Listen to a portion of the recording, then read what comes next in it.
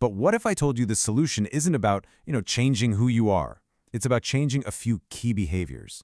So here's our roadmap for this explainer. We're going to start with this problem of invisibility, then get into what I call the body's silent signals. After that, we'll cover the art of connection, reveal the most powerful tool you have, and finally uncover the ultimate source of respect that ties this whole thing together.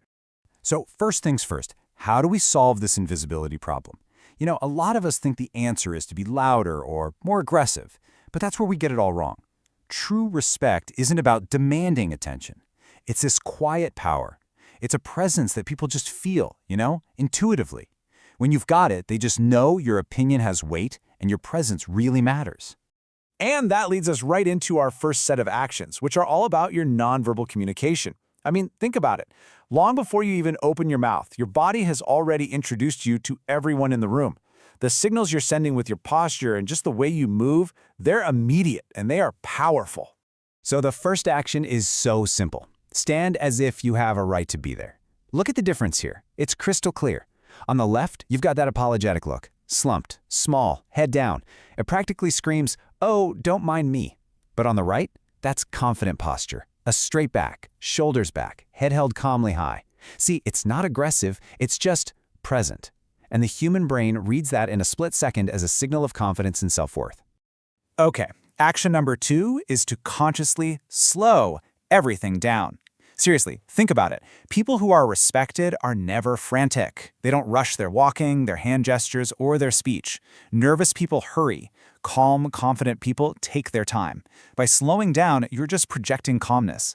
The big takeaway here is so simple. In a world that's obsessed with speed, being deliberately slow doesn't just make you stand out, it makes you look incredibly confident. All right, so we've covered the physical presence stuff. Now let's get into the more subtle art of connection. Because once you've established your space, the next 2 actions are all about how you engage directly with other people, using your eyes and maybe even more importantly, your ears. Action number 3 is all about mastering eye contact. So many of us avoid it, right? We look at the floor, our phones, anywhere else, and that just sends a signal of insecurity. But you also don't want to stare someone down, that's just aggressive. This right here is the perfect balance. You look at them for just 2 or 3 seconds, just long enough to connect. Then you take a little, natural pause, maybe glance to the side like you're gathering a thought, and then you look again. It just says, I'm here, I'm engaged with you, and I am not afraid. And now for our 4th action. And honestly, this is a question we should all ask ourselves pretty regularly. When you're in a conversation, are you actually hearing what the other person is saying? Or is your brain just racing, building your own response, just waiting for them to take a breath so you can jump in? This is the absolute core of active listening. When you make someone feel truly, genuinely heard, when they know you get them, not just that you've stopped talking, they feel valued, they feel important. And what do? They transfer that feeling of importance right back onto you. The person who has the power to make others feel seen and heard is always, always respected. So we've covered how you hold yourself, how you move, and how you connect with your eyes and ears. But this 5th and final action, well, it's arguably the most powerful of all. In a world that is just filled with constant noise, this is the one tool that really separates the respected from everybody else. That's it. Just silence. Think about it. When everyone else is arguing or complaining or just scrambling to fill the air with noise, you stay silent. You let them rush to fill the void. This does 2 amazing things. First, it makes you look totally unshakable and thoughtful. And then, when you finally do speak, calmly and to the point, your words land with incredible weight. Silence makes your speech an event, not just more background noise. So, we've got our 5 actions: posture, slowing down, eye contact, listening, and silence. But here's the most important part of this whole thing. These aren't just disconnected party tricks. They are all external symptoms of one single powerful internal shift.